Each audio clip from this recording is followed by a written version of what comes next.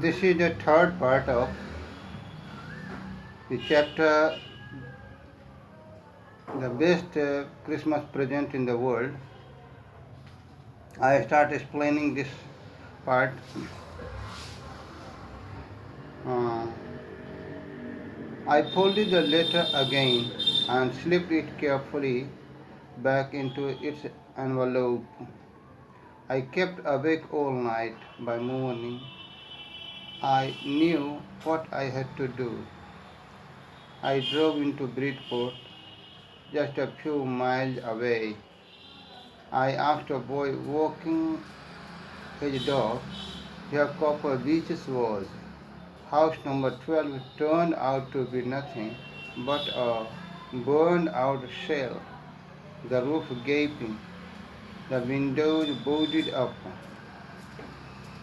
I knocked at the house next door and asked if anyone knew the whereabouts of Mrs. Macpherson. "Oh, yes," said the old man in his slippers. He knew her well. A lovely old lady, he told me, a bit middle, a bit muddle-headed. But at her age, she was entitled to be, wasn't she? 101 years old, she had been in the house when it caught fire. No one really knew how the fire had started, but it could well have been candles. She used candles rather than electricity because she always thought electricity was too expensive.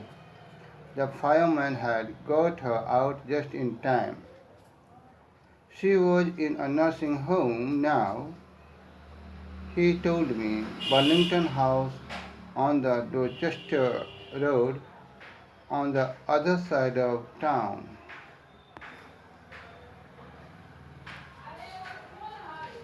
मैंने फिर से पत्र को मोड़ दिया और सावधानी से इसे लिफाफे में वापस डाल दिया। मैं सारी रात जगा रहा। सुबह तक मैं जान गया था कि मुझे क्या करना है। मैं ब्रिजपोर्ट पहुंचा, जो ब्रिजपोर्ट कुछ मील दूर है। मैंने एक कुत्ते घुमाते हुए एक बालक से पूछा, ब्रीड कॉपर कहाँ है? कॉपर बीचेस कहाँ है?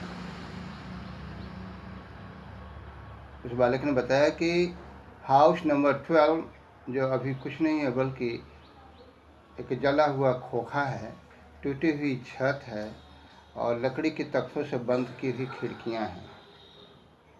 वो 12 नंबर हाउस है। उस हाउस के बगल में एक दूसरे घर का दरवाज़ा मैंने खटखटाया और पूछा कि क्या कोई मिसेज मैकफरसन का अता पता कोई जानते हैं? चप्पल पहने एक बूढ़े व्यक्ति ने कहा कि ओह हाँ, मैं उसे अच्छी तरह जानता हूँ। वह तो बहुत ही प्यारी बूढ़ी महिला है, उसने बताया, लेकिन अ बिट मॉडल हेडेड, लेकिन थोड़ी सनकी मिजाज की है।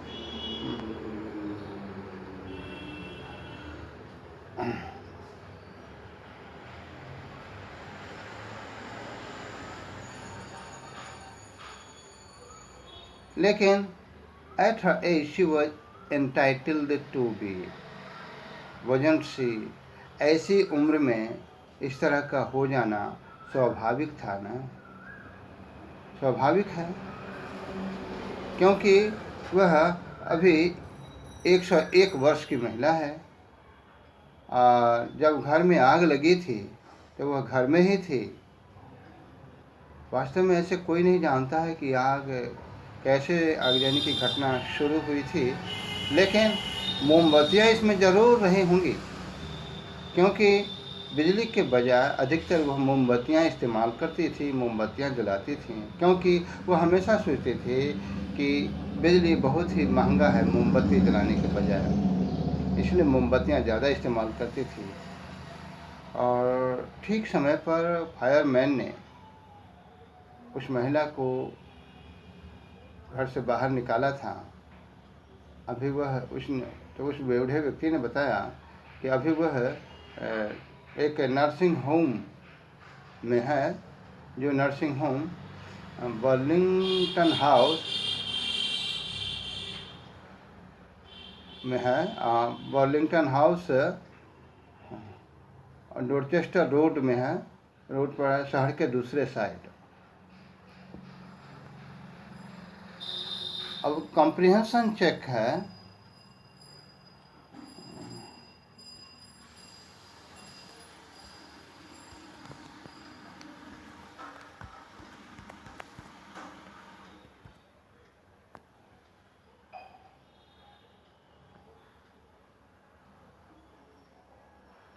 Why did the author go to Bridport? The author went to Bridport in search of Mrs. Macpherson to give her letter. How old was Mrs. Macpherson now? Mrs. Macpherson was 101 year old now, or she was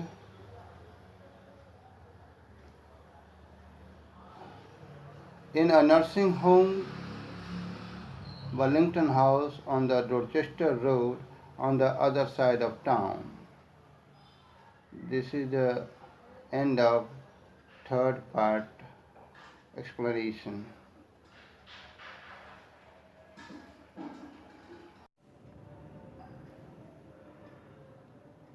This is the remaining one of part 3 of the chapter The Best Christmas Present in the World. I found a Burlington House nursing home easily enough. There were paper chains up in the hallway, and a lighted Christmas tree stood in the corner with a lopsided angel on top. I said I was a friend come to visit Mrs. Macpherson to bring her a Christmas present. I could see through into the dining room where everyone was wearing a paper hat and singing. The matron had her hat on too and seemed happy enough to see me. She even offered me a mince pie. She walked me along the corridor. Mrs. Macpherson is not in with the others, she told me. She's rather confused today, so we thought it best if she had a good rest. She has no family, you know, no one visits, so I'm sure she'll be only too pleased to see you. She took me into a conservatory with wicker chairs and potted plants all around and left me.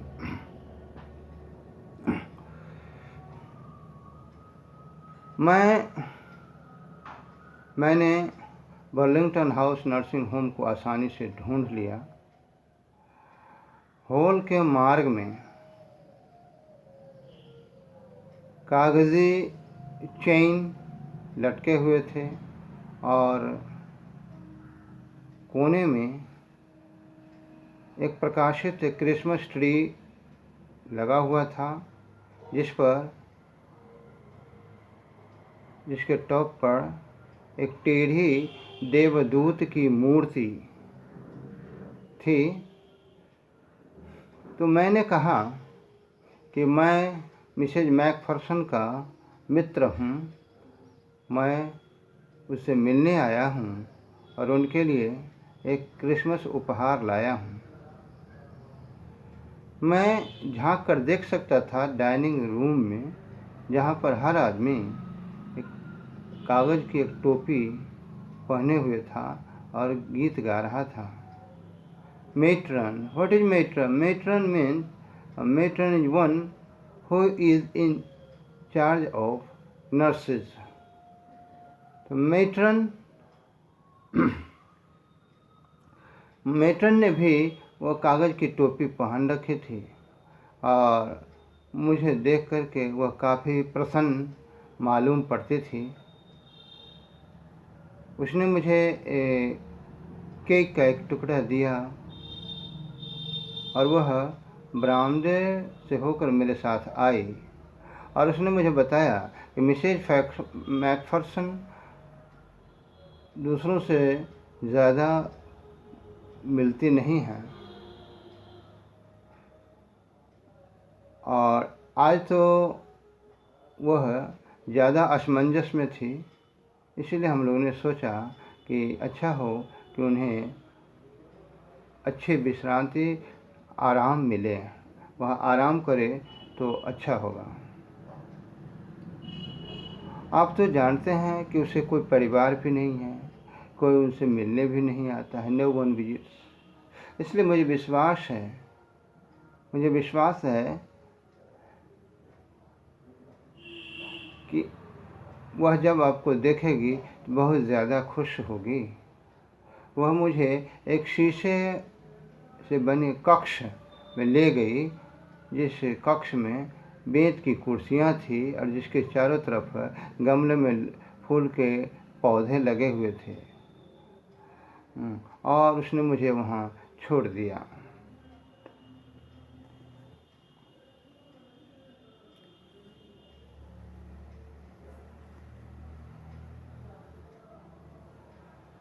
The old lady was sitting in a wheelchair, her hands folded in her lap.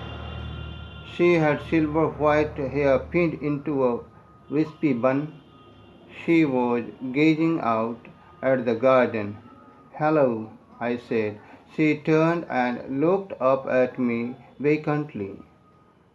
"Happy Christmas, Connie," I went on. I found this. I think it's yours." As I was speaking, her eyes never left my face. I opened the tin box and gave it to her. That was the moment. Her eyes lit up with recognition, and her face became suffused with a sudden glow of happiness. I explained about the desk, about how I had found it, and I don't think she was listening. For a while, she said nothing, but stroked the letter tenderly with her fingertips. वह बूढ़ी महिला wheel chair पे बैठी थी और अपने हाथों को गोद में रखी हुई थी। उसे चांदी जैसे सफ़ेद बाल थे, जो सफ़ेद बाल ढीले जूड़े में बंधे हुए थे। वह बगीचे की तरफ एक टक से देख रही थी। तो मैंने कहा, "हेलो कॉनी।" वह मुड़ी और उसने मेरी तरफ खाली खाली देखा, खाली निगाहों से देखा। तो मैंने कहा, "क्रिसमस मुबारक हो कॉनी। मुझे यह पत्र मिला है। मैं सोचता हूँ कि यह आपका है।" चूँकि मैं बोल रहा था तो उसकी नज़रें मेरे चेहरे से हटी नहीं, कभी नहीं हटी। मैंने टिन बॉक्स खोला और मैंने यह पत्र उसे दिया। यह वह क्षण था कि उस पत्र को पहचान गई और उसकी नज़रें खुशी से चमक उठी। उसके चेहरे अचानक खुशी के दमक से दमक उठे। खुशी की चमक से उसके चेहरे दमक उठे। मैंने मेज़ के बारे में उसे बताया कि कैसे यह मुझे पत्र मिला, लेकिन मैं नहीं सोचता कि वह मेरी बात गौर से सुन रही थी। थोड़ी देर तो उसने कुछ नहीं कहा, लेकिन और उंगलियों से बड़े प्यार से उस पत्र को छूती रही, सहलाती रही। Suddenly she reached out and took my hand. Her eyes were filled with tears. "You told me you'd come home by Christmas, dearest," she said, "and here you are, the best Christmas present in the world. Come closer, Jim dear, sit down." अचानक वह आगे बढ़ी और उसने मेरे हाथ अपने हाथ में ले लिए। उसकी आंखें आंसुओं से भर आईं और उसने कहा कि डियरेस्ट, तुमने तो मुझे कहा था कि तुम क्रिसमस तक घर आओगे, और जब तुम आ गए हो तो तुम ही संसार के सबसे अच्छे क्रिसमस उपहार हो। मेरे और नज़दीक आओ जिम डियर, बैठ जाओ। I sat down beside her and she kissed my cheek. "I read your letter so often, Jim.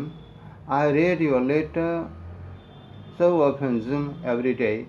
I wanted to hear your voice in my head. It always made me feel you were with me. And now you are back. You can read it to me yourself. Would you do that for me, Jim dear? I just want to hear your voice again. I'd love that so much. And then perhaps we'll have some tea. I've made you a nice Christmas cake, marzipan all around. I know how much you love marzipan."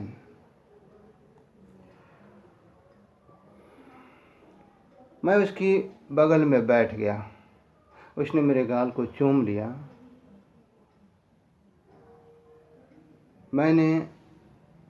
उसने मुझे कहा कि gym, प्रतिदिन मैं कई बार तुम्हारे पत्र को पढ़ती थी। मैं अपने दिमाग में तुम्हारी आवाज़ को सुनना चाहती थी। इस पत्र ने मुझे हमेशा ऐसा अनुभव कराया है, यह अनुभव कराया है कि तुम मेरे साथ हो। अब तुम आ ही गए हो, तुम वापस आ गए हो, तो तुम मुझे पढ़कर सुना दो। क्या तुम मेरे लिए वह करोगे, सुनाओगे gym dear?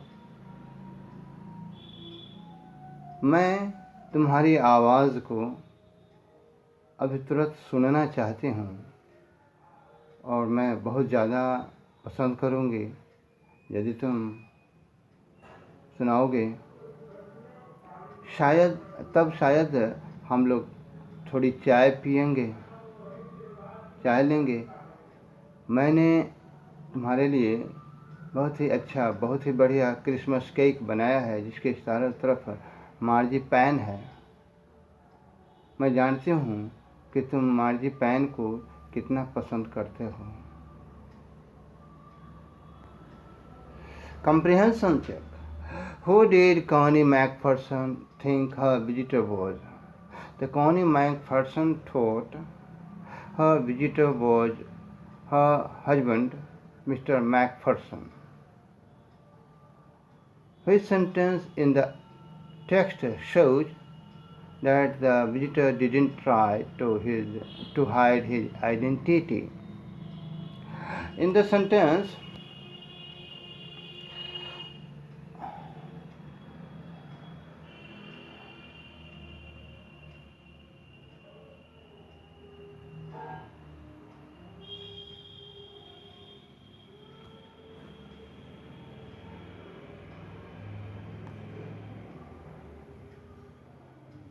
in the sentence, I said I was a friend come to visit Mrs. McPherson to bring her a Christmas present. This sentence shows that he didn't try to hide his identity. Thanks.